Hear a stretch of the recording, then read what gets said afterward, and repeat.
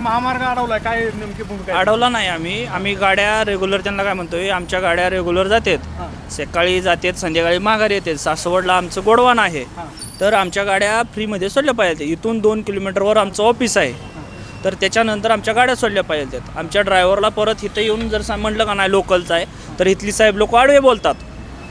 त्याच्यानंतर समजा पलीकडल्या साईडला आता हे 2 लाईनला गाड्या आल्या, तर पलीकडल्या साईडला विनाकारण गाड्या टोल नाक्या विसरून म्हणजे थांबवतात.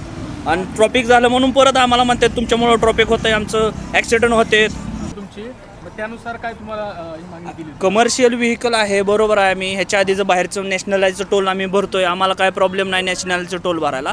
पण आमचं इथून ऑफिस आहे 2 किलोमीटर, आम्हाला जावा किलोमीटर फक्त 10 किलोमीटर सासवडला 10-12 किलोमीटर जावं लागतं. परत संध्याकाळी आमच्या गाड्या येतात, सकाळ पण हेच जावं लागतं.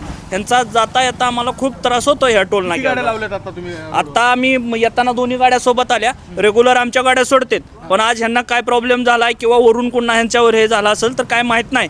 उलट ड्रायव्हरला वर घेऊन जाते, तर वर घेऊन त्या ड्रायव्हरांना अंगावर येतात. ह्या ज्या गाड्या आहेत ना, पूर्ण व्यावसायिक गाड्या आहेत. ह्या गाड्या पुणे मुंबई इकडून बाहेरून येऊन इथं आल्यानंतर आम्ही जे आसपासच्या क्षेत्रातले लोक आहेत, कमर्शियल गाड्या ज्यांच्या आहेत, जे व्यावसायिक आहेत, त्यांना 50% मध्ये आम्ही पास प्रोव्हाइड करायचा प्रयत्न करतोय, देतोय. पण त्यांना त्यांच्या सुविधेसाठी. पण प्रत्यक्ष इथं गाडी 1-1.5 तास झालं उभी आहे. गाडी उभी करून ट्रॅफिक जाम करून लोकांना त्रास देणं हे चुकीचं आहे. शिवीगाळचा आरोप होतो तुमच्यावर? काय नाही, अशा प्रकारची किंवा कुठली ऑफिसमध्ये घेऊन जाणं, नाही. यावर- ड्रायव्हर स्वतः फोन घेऊन वरती जाऊन त्यांच्याशी बोलणं करण्यासाठी हे करत होतं. आमच्या शिंदे साहेबांशी बोलणं हे करण्यासाठी